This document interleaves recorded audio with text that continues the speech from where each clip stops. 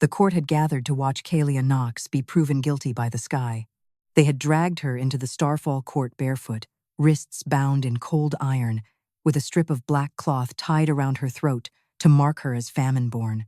Above the glassless dome, the heavens burned a sick red blue, the same unnatural color that had crossed the night 22 years ago when she came screaming into the world beneath the Wolf Comet. Since then, every empty granary had been laid at her feet. Every stillborn lamb, every frost-blackened field, every child who cried from hunger, while noble tables stayed covered in silver lids. The kingdom needed a reason for its suffering, and a girl born under a cursed star was easier to punish than a court full of men who had miscounted winter. Caelia stood at the center of the judgment circle and did not lower her head. That was why they hated her most. Not because she was powerful, she was not. Not because she had a wolf. No wolf had ever risen in her chest, no shadow had ever formed at her feet, no howl had ever answered hers in the night. She was not feared as a beast. She was feared as a bad omen that refused to look ashamed. On the throne of black meteor stone, Alpha King Theron Blackridge watched her with eyes the color of winter steel. He was 32, broad-shouldered, dark-haired, and crowned with iron rather than gold. A scar cut from his left temple down toward his jaw, pale against his bronze skin. He looked like a king carved out of war and unfinished grief. Behind him hung the torn banners of 7 conquered packs. At his right stood his uncle, Lord Theron Blackridge, silver-bearded and calm, one hand resting on the head of a cane made from white wolf bone. On Theron's left stood Lady Vespera Thorn, the woman the council wanted him to marry before the next moon. She was beautiful in a cold, expensive way, draped in star-white silk and blue gems, her smile soft enough to look merciful from a distance. Caelia knew better than to trust soft things in court. The high astral judge raised the comet blade.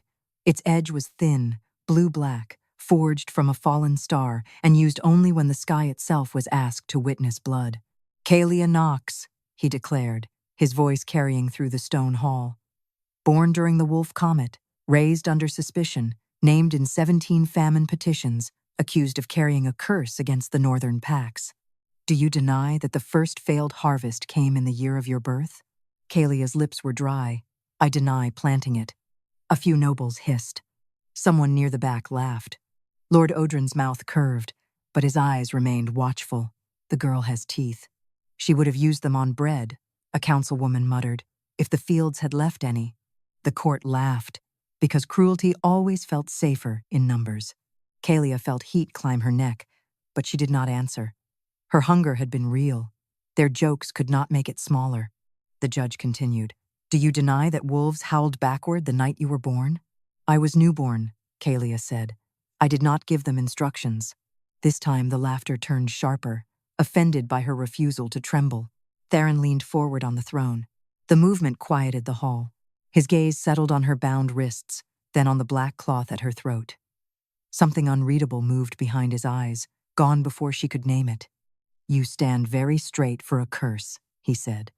The words were not shouted. They struck anyway. Caelia looked at him because he had spoken directly to her, and because some reckless part of her wanted the king to see what his court had brought him. Not a monster, not a famine. A woman whose feet were bleeding on his polished stone. "And you sit very still for a king whose people are starving," she answered. The silence that followed was almost beautiful. Vespera's smile vanished. Odrin's hand tightened on his cane. The guards beside Caelia shifted, as if deciding whether insult to a king should be answered with steel before the king himself had time to breathe. Theron did not move. Only his eyes changed. For one dangerous heartbeat, Caelia thought she had reached something human beneath the iron. Then his mouth hardened. "If the comet gave you courage, girl, it was unkind not to give you wisdom with it." The court exhaled in relieved amusement. Mockery from a king was permission. Caelia felt the sting of it more deeply than she wanted to. She had expected hatred from nobles, superstition from judges, fear from servants. But the king's voice had carried something worse, disappointment before he had ever known her. The judge lifted the comet blade higher. "The old law provides one test. If the accused carries no curse, the sky remains whole when her blood is opened. If the accused carries star, wolf corruption, the heavens will answer." Caelia stared at the blade. Her stomach turned cold. She had known there would be judgment. She had not known they meant to cut her in front of the entire court. Theron's gaze sharpened. A blood trial was not included in the petition. Odrin bowed his head slightly. Majesty, the famine has spread to 3 more border packs. The people demand proof that the throne acts. The people demand bread, Theron said, and until bread grows from frozen earth, they demand justice. A murmur of agreement moved through the hall. Caelia saw the trap then, not all of it, but enough. This trial was not only about her, it was about the king. If Theron stopped the blade, the court would say he protected a famine curse. If he allowed it, they would say his throne still had teeth. Odrin had brought her here as a knife with a girl's body. Theron knew it. He looked at her again. This time, no mockery rested in his eyes. Only calculation. And beneath it, something strained and hidden, like a wolf pressing against a locked door. Caelia lifted her chin. Let them cut me. The words surprised even her. Theron's brow lowered. She spoke before fear could steal the rest. If my blood can prove I did not starve this kingdom, cut my palm. But when nothing happens, I want the black cloth removed from my throat before every noble who watched me wear it. Vespera laughed softly. She bargains like a queen. No, Caelia said, looking at her, like someone tired of being buried while breathing. Something moved in the rafters, a ripple of cold. The torches bent sideways, though no wind entered the hall. Every wolf in the court lifted its head. Caelia felt it before she heard it, a tremor in her bones, faint and high, as if some distant pack had howled from above the clouds. The astral judge hesitated. Odrin noticed. Proceed. Theron rose from the throne. The court startled again. His full height changed the room. Even the judge lowered the blade a fraction. Slowly, Theron ordered. Odrin's eyes flickered. The judge took Caelia's bound hand. His fingers were dry and cold. He turned her palm upward, exposing old work scars, a burn near the thumb, the thin lines of a life no noble had ever bothered reading. The comet blade hovered above her skin. Caelia looked up through the broken dome at the red-blue sky. For the first time in her life, the color did not feel like accusation. It felt like recognition. The blade cut. Blood welled bright and dark across her palm. The sky split open. Not with thunder, with a sound like 1,000 wolves inhaling at once. A crack of white fire tore across the red-blue heavens, widening over the court. Nobles screamed and fell from their benches. The torches went out. The meteor throne shuddered beneath Theron's hand. Through the split in the sky, shapes descended. Wolves made of starlight and burning blue shadow. Dozens of them. Then hundreds. They fell like fire around the court, silent and vast, their paws never touching the ground, their eyes fixed not on the king, not on the judge, not on Lord Odrin's suddenly bloodless face. On Caelia. The comet blade shattered in the judge's hand. The black cloth around her throat burned to ash. Caelia stood in the center of the judgment circle with blood running from her palm, while celestial wolves circled above her like a crown the sky had been waiting 22 years to return. Theron Blackridge took one step down from the throne. His wolf shadow, faint and sickly behind him moments before, dropped to its knees. And from the split heavens, a voice older than any crown spoke over the court. Comet, blood found. The Starfall court forgot how to breathe. The celestial wolves circled above Caelia Nox in widening rings, their bodies made of blue fire, white starlight, and shadows that moved like living night. They did not snarl. They did not attack. Their silence was more terrible than rage, because it carried judgment without needing a blade. Caelia stood in the center of the broken trial circle with her cut palm open and blood dripping between her fingers. She should have been afraid. She was. But beneath the fear, something older had begun to wake, not inside her like a wolf, not yet, but around her, as if the air itself had remembered where to stand. The astral judge stumbled backward, clutching the hilt of the shattered comet blade. Impossible. Lord Odrin Blackridge recovered first. Old men who survived courts did not survive by showing fear for long. He lifted his cane and pointed it toward Caelia. There is your proof. The sky broke for her blood. The curse has answered. Several nobles seized the words at once, because panic always wanted a shape. Comet curse. Star corruption. She called them. Kill her before they land. The guards nearest Caelia raised their spears, though their hands shook so badly the silver tips trembled. The wolves above them changed direction. Every star-bright head turned toward the guards. The spears lowered without command. Caelia looked from one armed man to another, realizing that for the first time in her life, the court was not watching to see how easily she could be hurt. They were measuring how dangerous hurting her might be. It did not feel like victory. It felt like standing on the edge of a cliff while everyone blamed her for the wind. Alpha King Theron Blackridge descended the throne steps slowly. His wolf shadow still knelt behind him. Caelia saw it clearly now, though no one else seemed willing to look too long. The shadow should have been vast, the reflected spirit of a king's beast, dark and proud at his back. Instead, it flickered against the meteor stone like a dying flame. Its head was bowed. Its ribs showed through darkness. A thin silver crack ran down the center of its chest. Theron felt her looking. His eyes sharpened. "Do not mistake a broken sky for permission to touch her," he said. The guards froze. Odrin turned. "Majesty, she has summoned forbidden witnesses in your court. She was cut by your judge in my court. The old law was followed." "No," Theron said. "The old law was invoked after the petition was sealed. You added blood to a famine trial." Odrin's expression remained calm, but Caelia saw the small tightening near his mouth. The king had named the trap aloud. Lady Vespera stepped forward, all white silk and controlled concern. "My king, the people are starving. If the girl's blood wakes star wolves, the council will demand containment." Caelia almost laughed. Containment. A clean word for chains. Theron looked at Vespera, and something cold passed between them. The council demands many things when it is not asked to pay with its own skin. A murmur ran through the nobles. The celestial wolves lowered closer. Their paws did not touch the ground, but sparks fell from them and burned tiny star-shaped marks into the black stone. Caelia's wounded palm throbbed each time a spark landed, as though her blood and the sky had begun speaking in a language she did not know. The largest of the star wolves descended to the space between Caelia and Theron.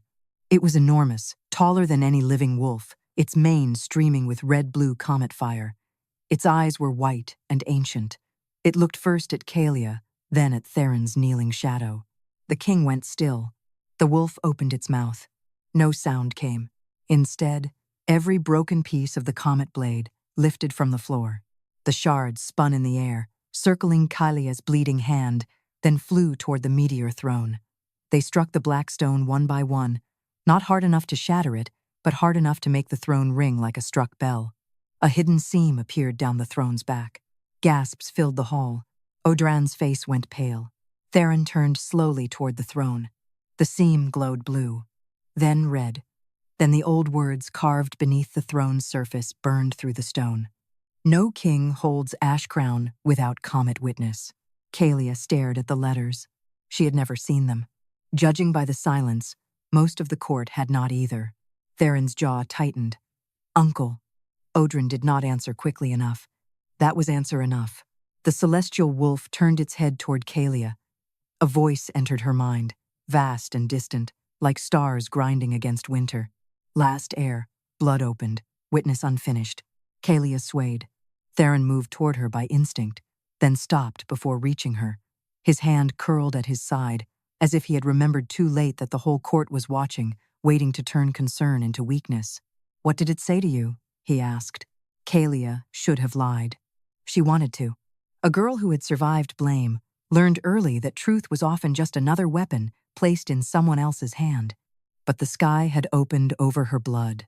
The black cloth had burned from her throat. If she swallowed the truth now, she might spend the rest of her life being dragged by secrets she never chose. "It called me last air," she said. The hall erupted. "Of what? Which line?" "Comet witches are dead. No heir survived the extinction wars." Odrin struck his cane against the floor. Silence. The word carried authority, but not enough to still the panic. Theron did it with a glance. The court quieted. Only then did Odrin speak, his voice low and grave. "Majesty, if this girl is what the sky claims, then she is not merely accused. She is a danger to the throne." Theron's gaze stayed on Caelia. "Explain." Odrin looked reluctant now, which made Caelia trust him even less. The Comet-Wolf heirs were not rulers, they were kingmakers. During the Extinction Wars, when packs died faster than crowns could pass, their blood confirmed which alpha carried the right to lead. Without their witness, a throne could be taken by strength, but never sealed by the sky. The words moved through the court like frost under a door. Theron's wolf shadow flickered. Caelia looked at the kneeling beast behind him and understood why the throne had shown its hidden law. The famine was real, but it was not only famine. The kingdom itself was rejecting something unfinished. Theron had conquered. He had ruled, but he had never been confirmed. And somehow, everyone who mattered had known, except him. Theron turned to his uncle. "When my father died," he said softly, "you told me the Comet-Wolf line was extinct. It was believed extinct. You told me the ash, crown passed by blood and conquest alone. It did, in every way that could still be used." Theron's voice dropped. Still be used by whom? Odrin's silence became a blade. Vespra stepped between them before the court could see too much. "Majesty, this is not the hour to divide the throne. The girl's appearance may be a deception. Star-born blood has worn many false skins." Caelia looked at her. "I did not choose this skin. Your court chose to cut it open." Vespra's eyes hardened. For the first time, her softness vanished entirely. Theron saw it. So did Caelia. The great celestial wolf began to fade, but before it vanished, it lowered its head until its white eyes were level with Caelia's. "Trial incomplete." The words burned behind her ribs. Then the wolf looked at Theron. Blood must answer blood before the broken crown decides. The star wolves rose at once, spiraling back toward the split sky. The crack above the dome narrowed but did not close. A red-blue wound remained across the heavens, pulsing like a warning. The court was left with silence, broken stone, and one condemned girl whose blood had exposed the throne. Theron stepped down from the last stair until he stood before Caelia, close enough that she could see the strain in his face, close enough that the court could mistake anything for anything. "You will remain under royal guard," he said. Caelia's mouth tightened. "Is that a prettier word for prisoner?" His eyes flicked to the blood still dripping from her palm. "No," he said. "It is an uglier word for alive." Behind him, Odrin watched with a stillness that promised no mercy. Then the meteor throne cracked again. This time, the sound came from beneath it. Something inside the black stone began to howl. The howl beneath the meteor throne sounded buried alive. It rose through the black stone in a low, broken note, deep enough to shake dust from the carved wolves along the walls. Nobles who had survived wars, poisoned feasts, and royal executions stumbled backward as if the throne itself had become a beast. The seam down its back widened, spilling ash-white light across the steps where Alpha King Theron Blackridge stood motionless. Caelia Nox felt the howl in her cut palm. Her blood answered it. Not with power, not yet, with pain. The wound the comet blade had opened throbbed in time with the cracked throne, and for one impossible breath she knew the sound was not calling to the court. It was calling through her. Lord Odrin Blackridge struck his wolfbone cane against the floor before panic could become accusation. "The omen disturbs the throne. Take her away." The guards moved. So did the star wolves still circling above the broken dome. Every celestial head turned downward. The guards stopped. Caelia almost wanted to laugh, but there was nothing humorous left in the hall. Minutes ago, the court had been ready to cut her open and call the result justice. Now they were afraid to touch what their own law had awakened. Theron descended one step from the throne. Only one. The ash-white glow from the crack lit the scar across his face and the hard line of his mouth. Behind him, his wolf shadow should have risen with him, huge and black and royal, the unseen half of every true Alpha King. Instead, it remained on its knees. Caelia saw it clearly now. A thin, wounded shadow crouched at the base of the meteor throne, its head bowed, its ribs showing through darkness. A silver crack split its chest from throat to heart. Around that crack burned a faint red-blue spark, the same color as the broken sky. No one else looked at it, or perhaps everyone had learned not to. Theron felt her gaze. His eyes found hers, sharp with warning. "Do not speak of that." Caelia understood the warning. She also understood the terror beneath it. The throne was not only cracking under him, his wolf was failing behind him. Odrin stepped closer, voice grave enough to sound loyal. Majesty, this confirms the danger. The Comet-born girl has disturbed both sky and crown. If she remains in this hall, the court will believe you hesitate before a curse. Theron did not look away from Caelia. The court believed her a curse before she bled. And now the heavens have answered her blood. The heavens also uncovered a law you buried. A ripple passed through the remaining nobles. Odrin's expression tightened, but only slightly. I buried nothing. The Comet-Wolf heirs died in the extinction wars. Caelia's fingers curled around the cloth pressed to her palm. Then why did the sky call me last heir? The question entered the court like a blade without a handle. No one wanted to hold it. No one could pretend it had not cut. Vesper Thorn stepped forward in her star-white gown, beautiful and composed, though her eyes were colder now. A frightened girl may mishear ancient magic. The court should not risk the kingdom on words only she claims to understand. Caelia turned toward her. You trusted my blood when you thought it would condemn me. Vesper's softness vanished for one heartbeat. Theron saw it. Odran saw him see it. The old lord lifted his chin. Majesty, this is no longer a famine trial. It is a succession threat.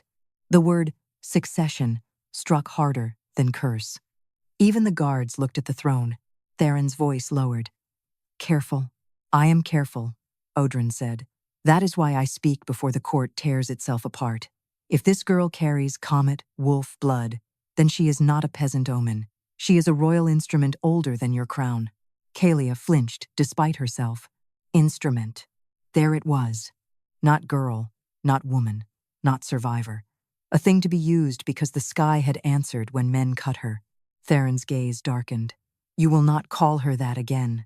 Odrin looked at his nephew for a long moment, and in that silence Caelia saw the shape of their war. Theron wore the crown, but Odrin had helped build the steps beneath it. Old hands did not give up old locks willingly. The throne howled again. This time, Theron's wolf shadow convulsed.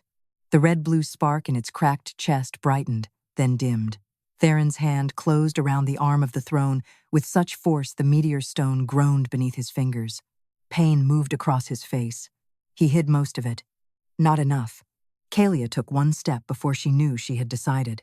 The court recoiled as if she had raised a weapon. She stopped halfway between Judgment Circle and throne. It is hurting you. Theron's eyes turned lethal.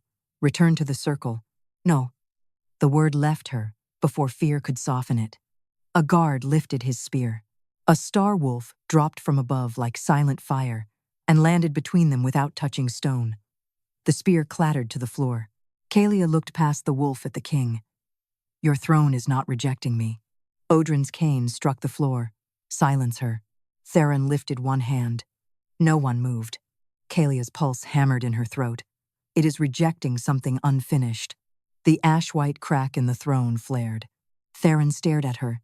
For a moment, all mockery, command, and kingly distance burned away, leaving only a man who had been ruling from a wound everyone else called strength.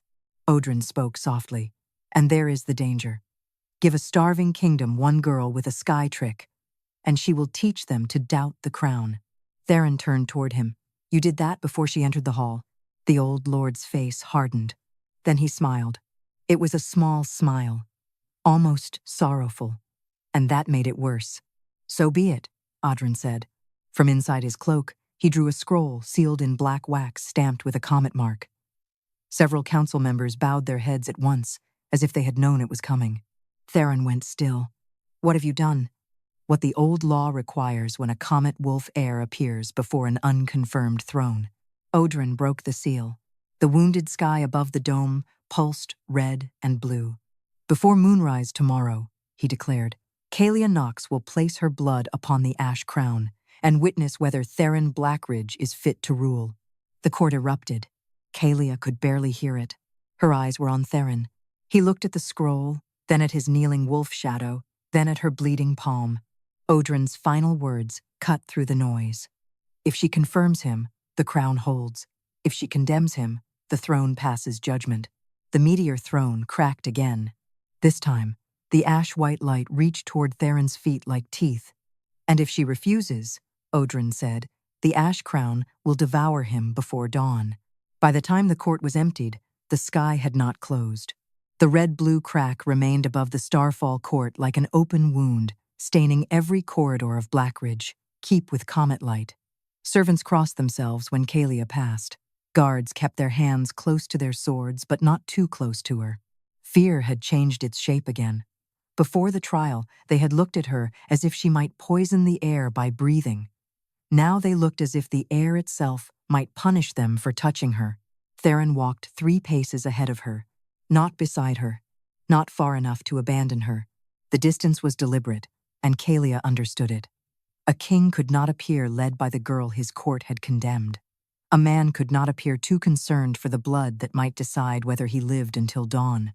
So he walked in front, and she followed under royal guard without chains. That was not freedom, but it was different enough to feel dangerous. They descended beneath the throne tower through a spiral stair carved from black stone. The deeper they went, the colder the air became. No banners hung here, no torches burned gold.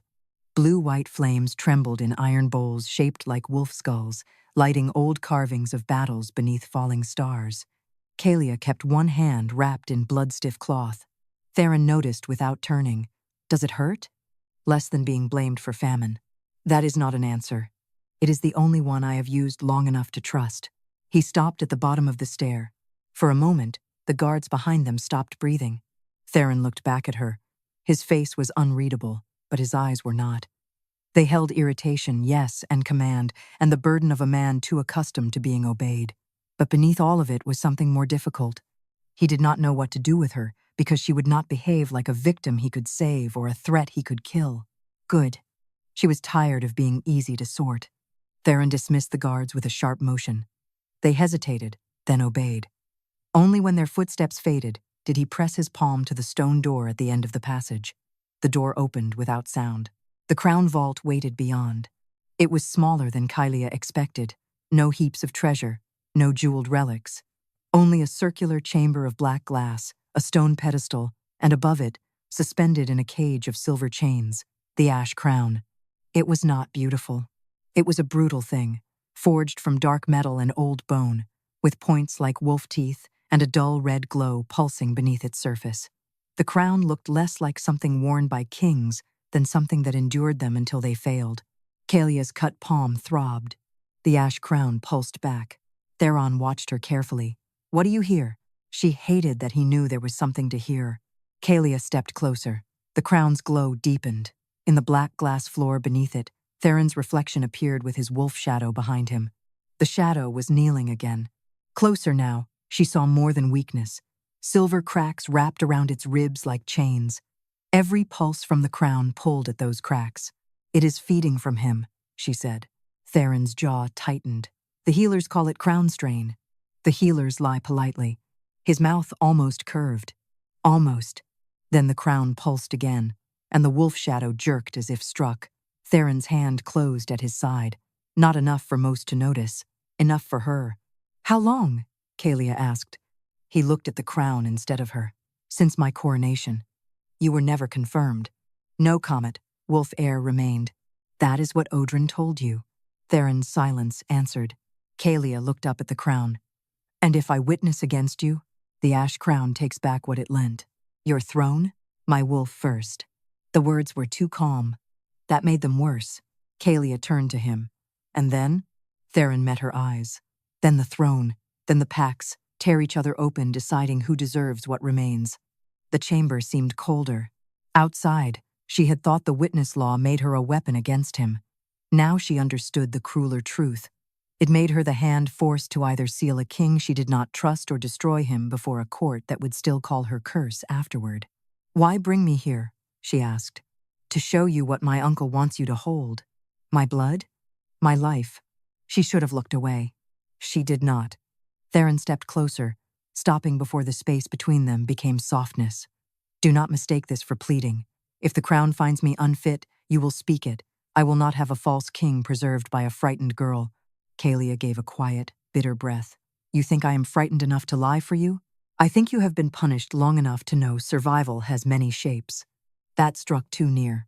For years, survival had meant silence. lowered eyes, accepting blame before it grew teeth. She knew the shape of it well. She had worn it until it felt like skin. But today the sky had split when she bled. Perhaps survival was changing. Caelia looked at the kneeling wolf shadow. What if the crown is wrong? Theron's gaze sharpened. Crowns are made by men. They can be wrong. And wolves? His face changed. Only slightly. Wolves can be wounded into obedience. The words sat between them with more truth than either had meant to give. Before Caelia could answer, the ash crown pulsed violently. The silver chains above it snapped tight. Red-blue light spilled from her bandaged palm, though she had not touched the crown. Theron reached for her, then stopped an inch from her wrist. He remembered himself. She remembered that he had. A thin line of blood slipped through the cloth around her hand and fell onto the black glass floor. The entire vault filled with stars. Not reflections, stars. They spread beneath Caelia's feet in a bright, impossible map. Constellations formed around her, wolves running through them with burning tails. One path led from her blood to the ash crown. Another led from the crown to Theron's wounded shadow. A third vanished beneath the stone, toward something hidden under the keep. Caelia stared at it. There is another mark. Theron followed her gaze. Deep under the star map, beneath the path to the crown, a second bloodline sigil burned. Not Blackridge. Not Nox. A wolf-bone cane, crossed with a false crown. Theron men still. Odran. The chamber door slammed open. Lady Vespera stood there with 6 council guards, her white gown bright as frost in the dark. In her hand was the bloodied cloth from Caelia's trial. The cloth that should have been wrapped around Caelia's palm.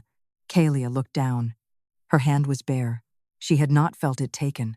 Vespera's smile was gentle again. I am sorry, she said, and somehow that made it colder. But the kingdom cannot wait for a cursed girl to decide whether a king deserves to live. Behind her, Lord Odran stepped from the shadows holding the broken hilt of the comet blade. The witness law requires comet blood, he said. It does not require the witness to survive afterward. Theron drew his sword. The ash crown began to scream. The scream of the ash crown was not meant for human ears. It tore through the vault in a jagged wave of sound, sharp enough to crack the black glass beneath Caelia's feet.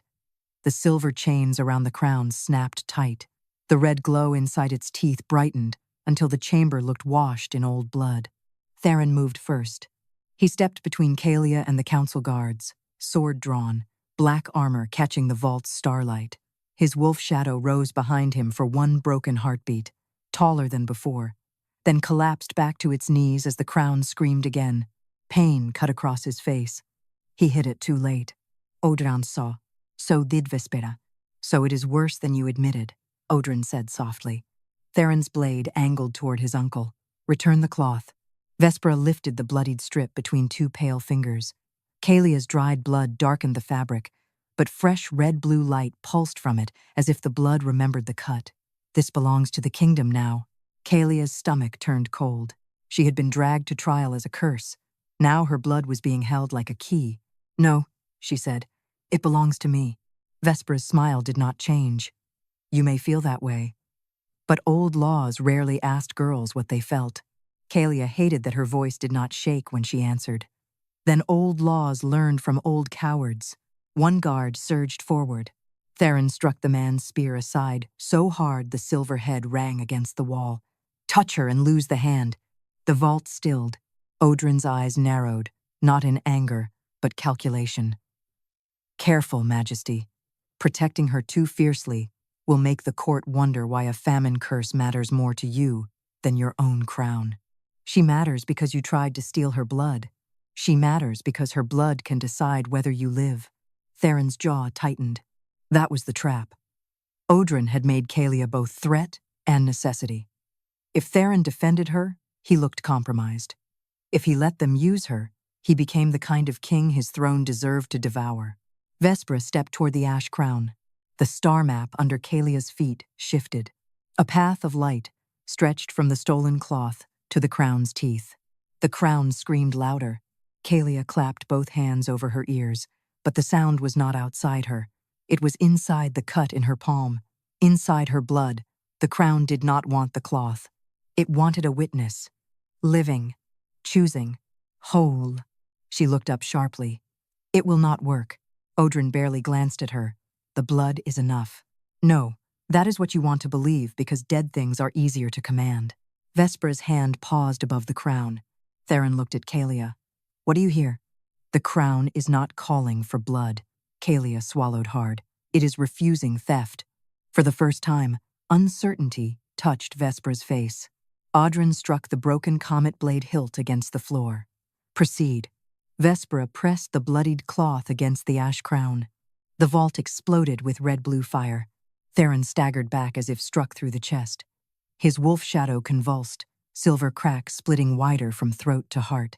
The black glass beneath him opened in thin lines like a mouth preparing to bite. Caelia cried out and moved toward him. A guard seized her arm. The star wolves beneath the floor flared. The guard flew backward without being touched, thrown into the wall by a burst of blue-white light. Caelia stared at her own hand, horrified. She had not meant to do it. She had not meant anything. Theron saw the fear on her face. Through his own pain, he said, Caelia. Just her name. It steadied her. The ash crown dragged harder on him. The stolen blood burned on its teeth, but wrong, too bright, too violent. Vespera stumbled away, fingers blistered. Odrin did not help her. His eyes remained fixed on Theron. He wanted the crown to hurt him, maybe even kill him. Caelia understood at last.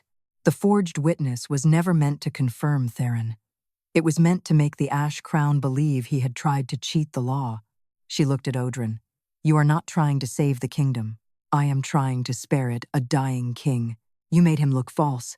Odrin's expression hardened. Theron dropped to one knee. The sight shook something loose in Caelia. Not affection, not trust, anger. The clean kind. The kind that rose when fear had finally been insulted too many times. She stepped toward the crown. Theron forced out one word. No. Caelia ignored him. The stolen cloth burned black against the crown's teeth. She reached past it with her wounded hand. The heat should have seared her skin. Instead, the red-blue fire bent toward her palm like a starving thing recognizing food and a judge recognizing oath. I witnessed nothing stolen, she said. The vault went silent. Odrin's eyes widened.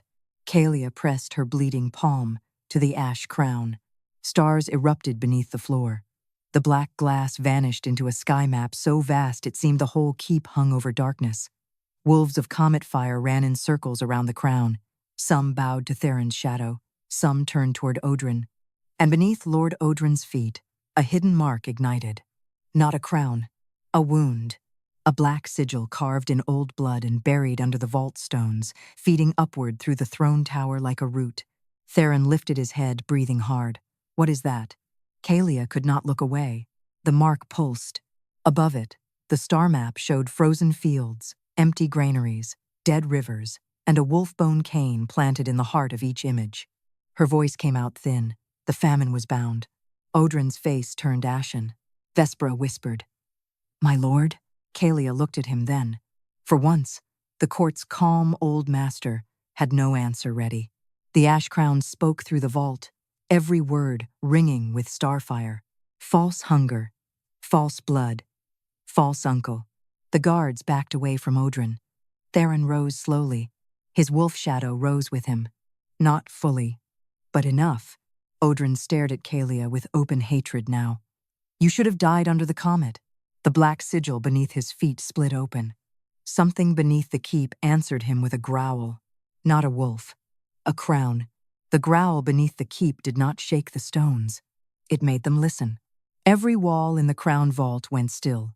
The star map under Caelia's feet dimmed, then flared again as the black sigil beneath Lord Odrin split wider.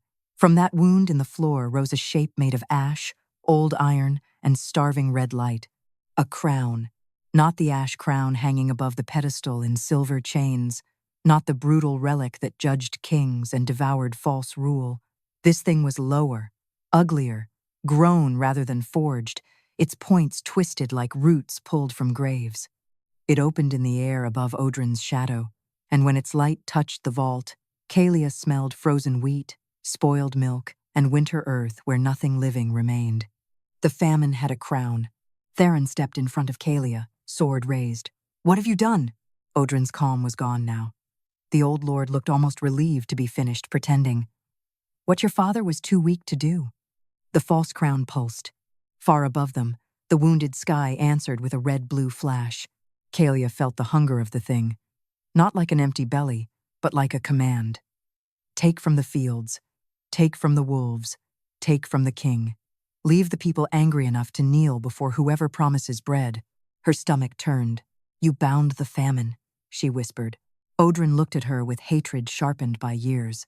"I gave it direction." Theron's voice dropped. "You starved my border packs. I made them understand you could not feed them." The words landed like a public execution in a private room. Vespra went pale. "You told the council the famine came from comet rot. The council believes what keeps them alive." "You used me," she said. Odrin did not even look at her. Everyone in a court is used. The wise ones remain useful. Theron lunget. The false crown snapped downward. A bar of red-black light struck his wolf shadow, driving it to its knees.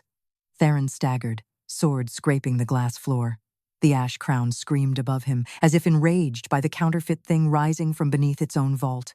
Caelia moved without thinking. She caught Theron's arm. Pain flashed through her cut palm into his skin.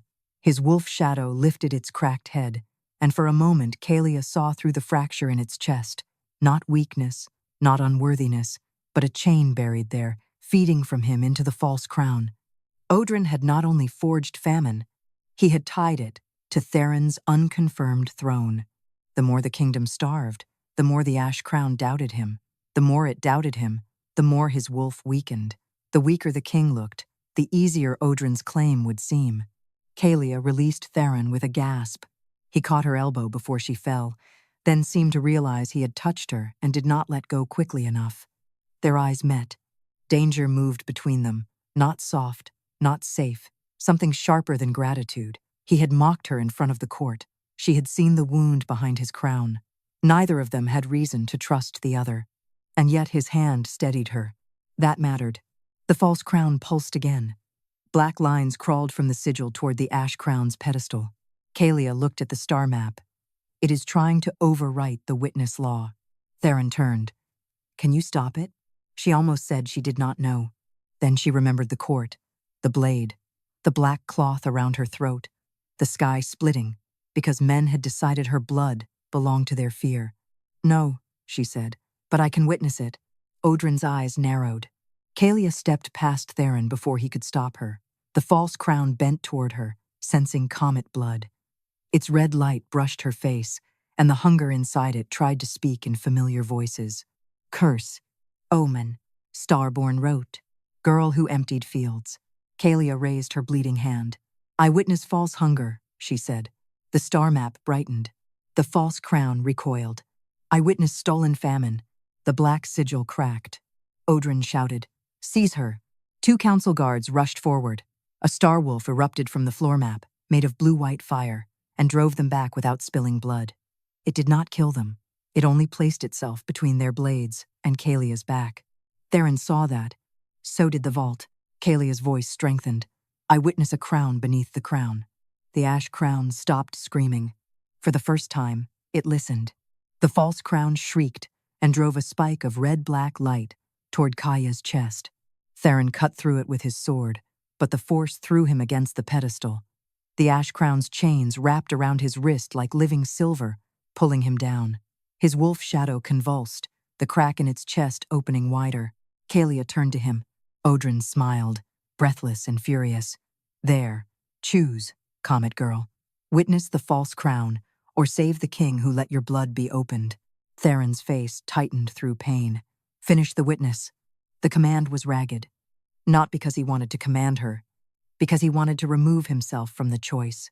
Caelia hated him for making it noble. She hated herself for understanding. If she continued, the false crown might be exposed before it could hide again.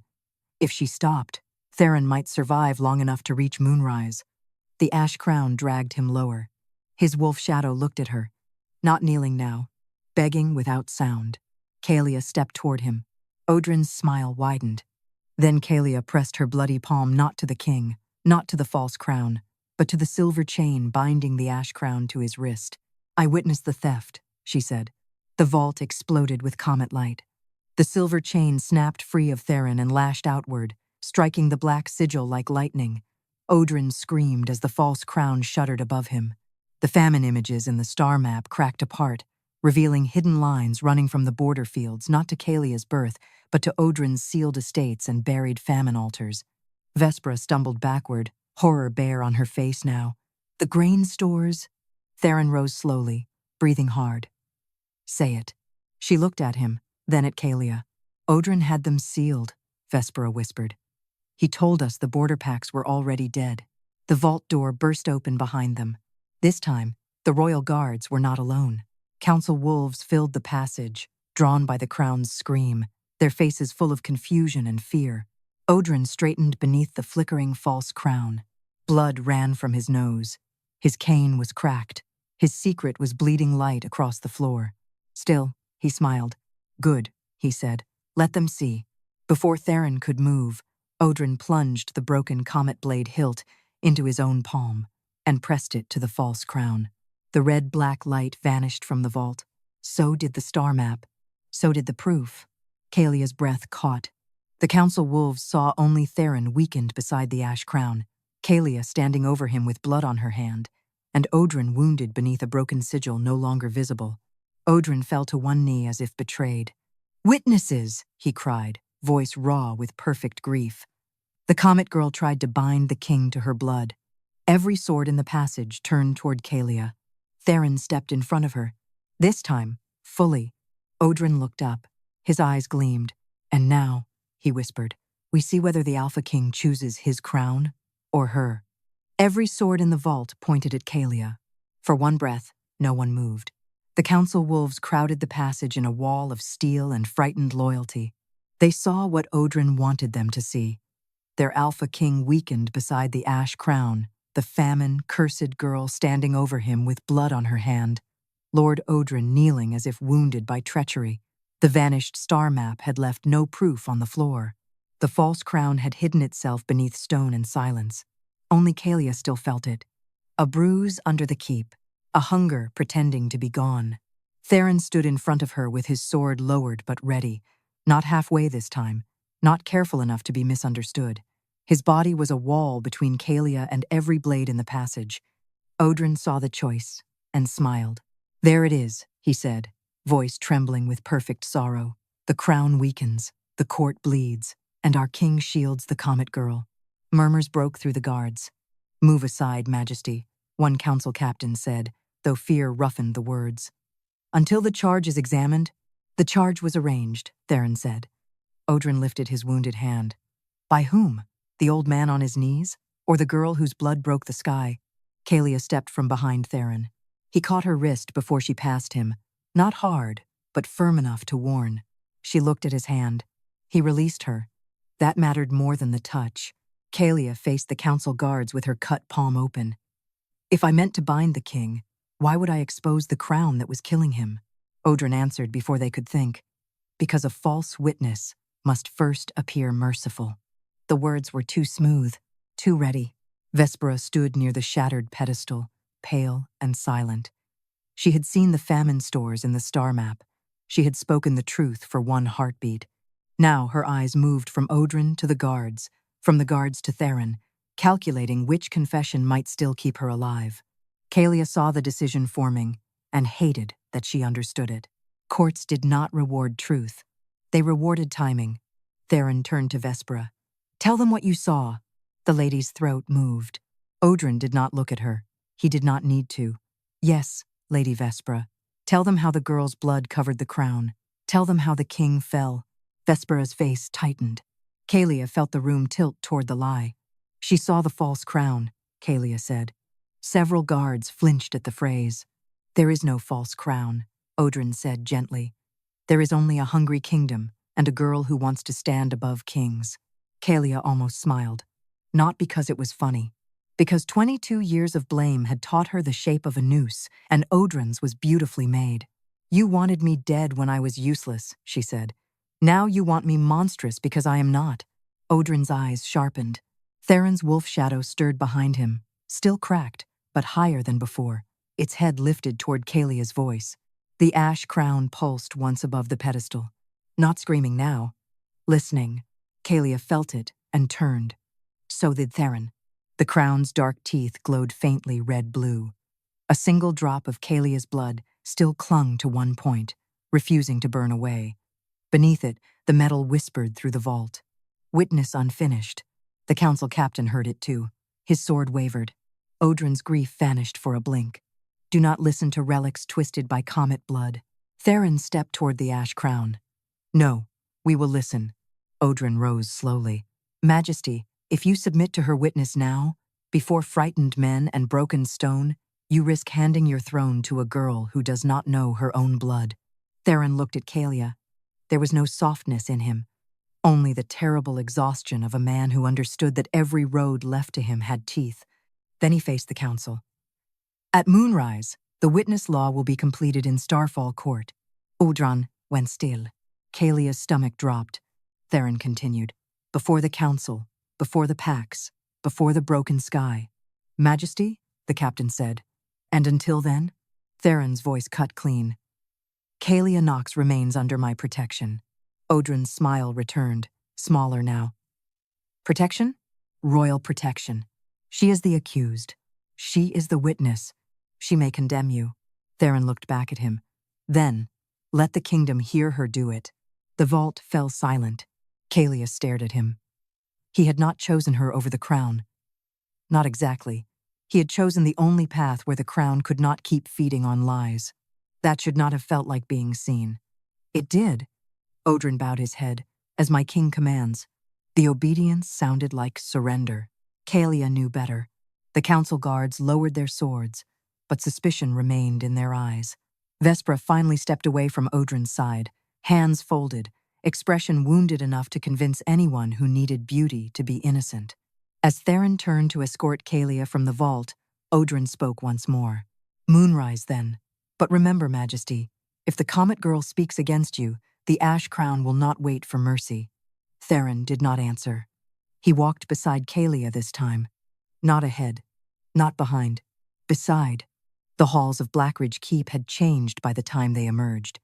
Word had already outrun them. Servants pressed themselves against walls. Wolves lowered their eyes. Somewhere above, beyond stone and banners, the wounded sky flickered red-blue, counting down the hours until moonrise. Caelia's palm burned. Theron noticed. Can you stand through the trial? If I say no, will it stop? No. Then yes. His mouth tightened. Not quite approval, not quite regret. You should hate me. I do not know you well enough. You know enough.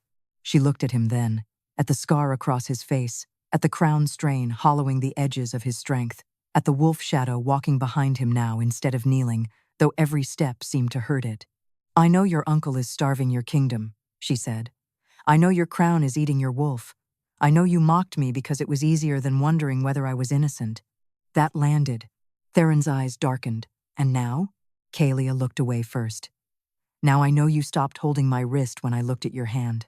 For a moment, neither spoke. Then a horn sounded from the highest tower. Moonrise had begun early. The corridor windows flooded with red-blue light. Caelia staggered as her blood answered the sky. The cut in her palm reopened, spilling bright comet fire instead of ordinary blood. Theron caught her before she hit the stone. This time, he did not let go. From the Starfall Court above them, the ash crown howled. And across every wall of Blackridge Keep, old constellations began to burn awake, all pointing toward Caelia. Moonrise dragged the whole keep toward judgment. The red-blue light poured through every window as Theron carried Caelia into the Starfall Court, one arm beneath her shoulders, her comet blood burning through his black sleeve. No one dared speak when they entered. The court that had mocked her hours ago now stood in silence beneath a split sky, watching the famine-cursed girl bleed starlight in the Alpha King's arms. Caelia hated that she needed him to stand. She hated more that he did not make her feel small for it. When her feet touched the black stone, Theron released her slowly, only after she found her balance. His hand remained near her elbow for one breath, then fell away before the court could name it possession. The ash crown waited on a silver pedestal before the cracked meteor throne. It had been brought up from the vault by 12 silent guards, each wearing a strip of mourning cloth across his mouth. The crown's teeth glowed dull red, and above it the broken sky pulsed like an open eye. Lord Oedran stood to the right of the throne, bandaged hand resting on his wolf-bone cane. Lady Vespera stood beside him, pale and beautiful, her expression unreadable. The astral judge looked older than he had that morning. "The witness law has been invoked," he declared. "Caelia Nox, named by the sky as Comet-Wolf heir, will place her blood upon the ash crown and answer whether Theron Blackridge is fit to rule." Caelia looked at the crown. It looked back, not with eyes, with hunger. Theron stepped beside her. "If the law harms her, it ends." Oedran gave a soft sigh. "Majesty, the law may decide whether you live. This is a poor hour for tenderness." Caelia felt Theron go still. Tenderness was not the word for what stood between them. It was too soft, too easy, too soon. What they had was sharper: suspicion, debt, recognition, and the dangerous knowledge that each had seen the other wounded. Caelia lifted her bleeding hand. "Begin." The court held its breath. She pressed her palm to the ash crown. The sky opened wider. Starwolves descended in silence, one by one, through the broken dome. They circled above the court in rings of blue fire and white light, their paws never touching stone. The largest wolf lowered itself behind Caelia, its mane burning with comet flame. The ash crown spoke into her blood. "Witness the king." The court vanished. Caelia stood inside a vision of black snow. Theron was there, younger, kneeling before the same crown on the night of his coronation. His father's blood still stained the steps. Oedran stood behind him with one hand on his shoulder, speaking words of comfort, while his other hand hid a black sigil beneath the throne. The ash crown lowered toward Theron's brow, but before it touched him, the hidden sigil bit into his wolf shadow.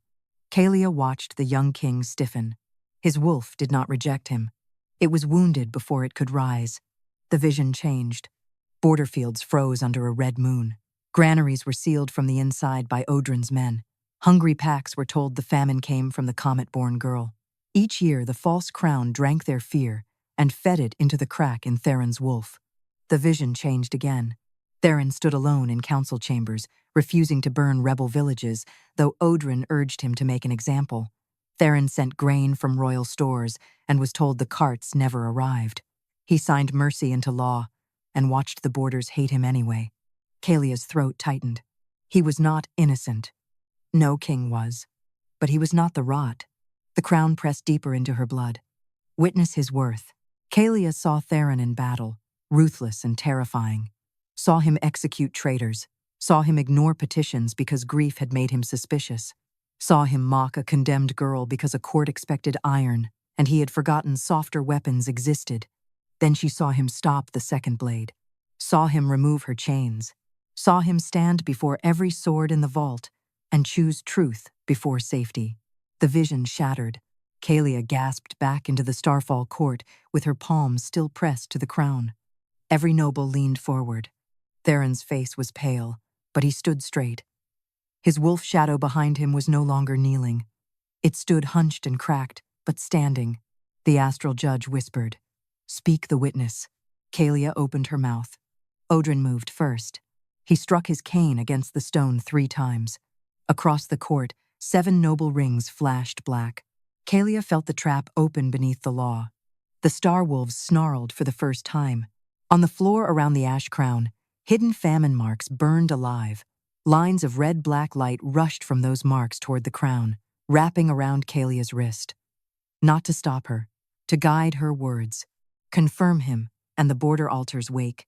The thought was not hers. It came from the false crown buried below. Caelia saw it in a burst of horror. If she confirmed Theron while Oedran's famine mark still held the borders, the false crown would twist the confirmation into proof of royal debt. It would drink from every starving pack, tied to Oedran's hidden altars, and make Theron's reign permanent over graves. If she condemned him, the ash crown would devour his wolf before dawn. Oedran had trapped both answers. The court saw only Caelia frozen with her hand on the crown. Vespera's voice floated through the silence. She hesitates. Oedran lowered his head as if saddened. Because the truth is hard. Theron looked at Caelia. He understood enough. "Do not save me with a lie," he said. The words hurt her more than they should have. Caelia looked at the crown, then at the sky wolves, then at the famine marks glowing around the court. She had been brought here to answer a question men had written for her. Was Theron fit to rule? Yes, and Odrin's trap fed on the answer. No, and the crown would kill him. So Caelia chose the answer no one had permitted. She lifted her bleeding hand from the ash crown. The court erupted. The crown screamed. The red-black lines lunged for her wrist, but the Comet-Wolf behind her slammed one star-bright paw against the stone. Silence fell like a blade. Caelia turned, blood running down her arm, and faced the throne, the council, the uncle, and the sky. "I do not witness the king first," she said. Odrin's face changed. "Just enough." Caelia pointed her bloodied hand toward the burning famine marks beneath the noble's feet. "I witnessed the hand that starved him." The sky split open from horizon to horizon, and every star-wolf turned toward Lord Odrin Blackridge. Every star-wolf turned toward Lord Odrin Blackridge. For the first time since Caelia had been dragged into the Starfall court, the old lord looked truly old. Not powerless, never that, but exposed in a way age could not dignify. His wolf-bone cane trembled once beneath his hand before he forced it still. Around the court, 7 noble rings burned with the same red-black light as the famine marks beneath the floor. The council saw them. So did the starving envoys from the border packs. A murmur rose, low and dangerous. Odrin lifted his chin. Comet blood twists sight. "You all know this." Caelia kept her wounded hand raised. Blood ran down her wrist, bright with starlight. "Then let the sky decide whose blood is lying." The largest Comet-Wolf behind her opened its jaws. No howl came. Instead, the court floor turned transparent beneath them. Gasps shattered the hall. Under the black stone, the hidden famine marks spread like diseased roots from the throne tower to the 7 rings, then farther, outward through the kingdom. Each line ended at an image: sealed granaries, buried stores, frozen fields cursed at the root, border wolves begging before locked gates while Odrin's men turned them away. Vespra made a small sound. No shock. Recognition. Theron heard it. He looked at her. "Speak." Her lips parted. Odrin's voice cut across hers. "Careful, Lady Thorn. Grief makes men seek scapegoats.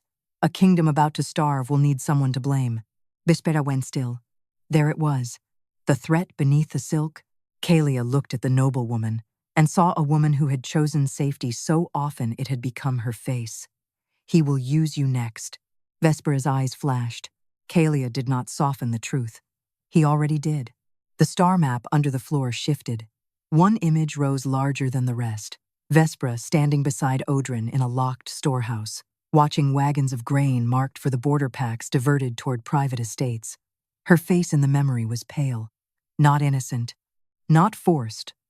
Afraid, yes, but still silent. The court turned on her. Vespera staggered back, as if the memory itself had struck her. Theron's voice was cold. "Is it true?" For a long moment, she looked at Odrin. He did not look back. That decided her. "Yes," she whispered. The word crossed the court like a blade. Odrin's face hardened. The 7 ringed nobles began shouting at once. Denials, accusations, pleas. But the star wolves above them descended lower, and each lie made the red-black marks under their feet flare brighter. Caelia felt the ash crown listening. Not to power, to witness. She turned toward it. "I witness false hunger. I witness stolen grain. I witness famine bound to a false crown." The red-black roots beneath the floor recoiled. Odrin struck his cane against the stone so hard it cracked. "Enough." The false crown answered. It rose from beneath the meteor throne in a storm of ash and starving light, its twisted points opening like a mouth. Nobles screamed and scattered. The ash crown on its pedestal shrieked in fury, chains snapping tight as if the true crown wanted to tear free and devour its counterfeit. Theron moved toward Odrin. The false crown struck him first. A red-black chain lashed around his wolf shadow, dragging the wounded beast to its knees. Theron's body jerked as if the chain had wrapped his own ribs. His sword fell from his hand. Caelia ran toward him. The Comet-Wolf behind her blocked the path with one star-bright shoulder. Not yet. The words burned through her blood. Caelia understood and hated it. If she touched Theron before the witness was complete, Odrin could twist it into blood-binding again. Every trap in this court had been built from half-finished law. Odrin stood beneath the false crown, no longer pretending sorrow. "You see, Majesty? The girl cannot save you. Her blood answers rules older than pity." Theron forced himself to one knee, refusing to fall flat before his own court. His wolf shadow strained against the chain, teeth bared, but too wounded to break it. Caelia's heart slammed against her ribs. This was the choice Odrin had wanted from the beginning. Prove the crime and let Theron be consumed, or save Theron and leave the false crown hidden enough to rise again. The old lord smiled at her. "Finish your witness, Comet heir. Let the crown judge us all." Caelia looked at the ash crown. Its teeth glowed red-blue. Then she looked at the star wolves. They did not bow. They waited. That was the burden of her blood. Not command, not prophecy made easy. Witness. To see fully. To name fully. To choose without letting fear write the answer. Caelia turned away from Theron. Pain crossed his face, but he said nothing. That silence almost broke her. She faced Odrin instead. "I witness Lord Odrin Blackridge." The court darkened. The sky split wider. "I witness royal blood used as cover for treason. I witness famine bound by 7 noble houses. I witness a false crown grown beneath the throne to starve the Pax and weaken the king." The 7 rings shattered. Each noble screamed as red-black light tore from his hand and burned upward into the false crown. Odrin staggered, but the crown above him swelled larger, feeding on the exposure as much as the crime. He laughed then, ragged and wild. "Yes, witness it, name it. A named hunger is still hunger." The false crown opened its twisted points and pulled. Every famine mark in the kingdom answered. Far beyond the court, unseen granaries cracked. Frozen fields groaned. The stolen hunger rushed back through the lines toward Blackridge Keep, all of it gathering above Odrin's head. Too much. The court began to suffocate. Even the star wolves recoiled as the false crown swelled with years of hoarded starvation. Theron's wolf shadow bowed under the chain. The ash crown's scream became a command. "Choose king." Caelia turned sharply. The true crown was not asking whether Theron was fit now. It was asking whether he would be chosen under the old law, before the false crown consumed the court and remade the throne from hunger. Odrin heard it too. His eyes gleamed. "There it is. Confirm him, and my famine enters his reign. Condemn him, and he dies. Refuse, and we all starve in this room." Caelia's breath caught. Then Theron lifted his head. Blood ran from his nose. His wolf shadow trembled behind him. Still, his voice carried. "Caelia." She looked at him. "Do not choose my crown," he said. The court froze. Odrin's smile faltered. Theron pushed himself upright against the red-black chain. "Witness me without it." The ash crown pulsed. Caelia felt the hidden law open beneath his words. Not throne first. Wolf first. The Comet-Wolf heirs had not been made to crown metal. They had been made to choose the wolf that would lead when extinction came. Caelia walked toward Theron. This time, no star wolf stopped her. Odrin shouted, "No!" The false crown lunged. Theron's wolf shadow rose between it and Caelia, cracked chest open, dying and defiant. Caelia pressed her bleeding palm to the silver fracture in the shadow's heart. The world went silent. Then every celestial wolf in the broken sky descended at once. Every celestial wolf descended at once. The Starfall court vanished beneath blue-white fire. Nobles threw themselves to the floor. The broken sky opened from horizon to horizon, pouring starlight through the dome until the black stones shone like a frozen lake under winter stars. Caelia kept her bleeding palm pressed to the fracture in Theron's wolf shadow.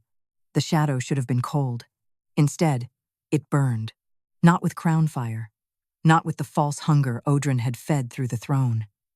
This was older, rougher, alive, a wounded wolf's heart beating under layers of stolen doubt. Theron stood rigid beside her, jaw clenched, every muscle fighting the pain as the red-black chain around his wolf pulled tighter. The false crown above Odrin swelled until its twisted points scraped the air like claws. "Too late," Odrin rasped. "The hunger is named. The crown is fed. One girl's blood cannot unmake a kingdom's starvation." Caelia looked at the shadow wolf beneath her hand.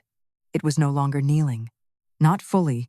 Its cracked chest opened under her touch, and inside the wound she saw the truth of Theron Blackridge, a boy crowned over his father's blood, a young king taught that mercy looked like weakness, a ruler who had made hard choices and wrong ones, but who had not bound famine to his people. His wolf had not failed because it was unworthy. It had been chained before it could stand. Caelia's voice came low, but the sky carried it. I witnessed the wolf before the crown. The ash crown screamed. The false crown shrieked louder. The difference was clear now. The ash crown's scream was pain. The false crown's was hunger. Caelia pressed harder against the shadow's heart. I witnessed Theron Blackridge's wolf wounded by treason, not rejected by law. I witnessed a king unfinished because his witness was stolen. I witnessed no crown above the living soul it was meant to serve. The celestial wolves howled. The red-black chain around Theron's wolf snapped. Theron staggered, but this time he did not fall. His wolf shadow rose behind him. Huge, black, scarred through the chest with a silver-red line that would never fully vanish, but no longer bowed. Its eyes opened, bright as winter steel beneath comet fire. The court felt it.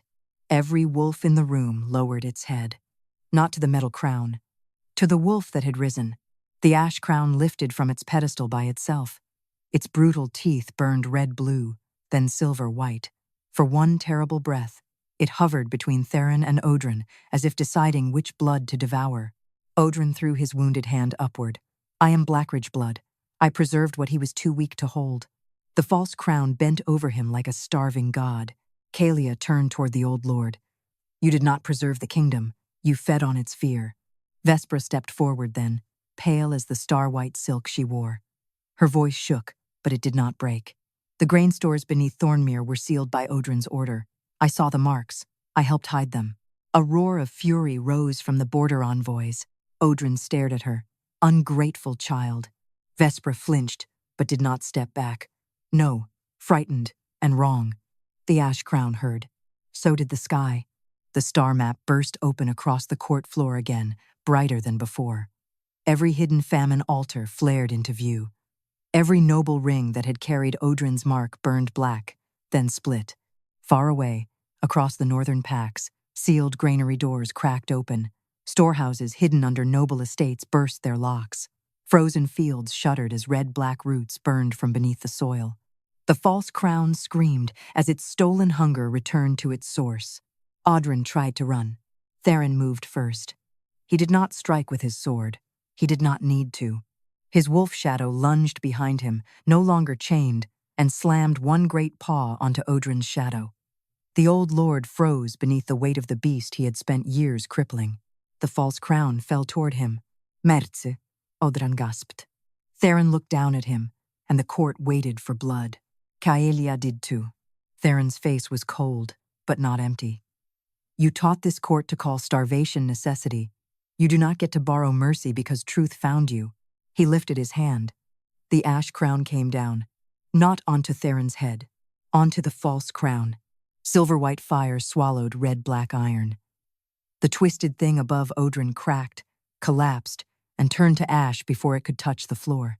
Odrin screamed once, as every hidden famine mark burned from his bloodline and vanished.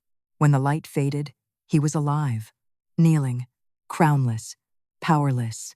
That was worse. Theron turned to the court. Lord Odrin Blackridge is stripped of name, land, command, and succession. Every house marked by false hunger will open its stores before dawn.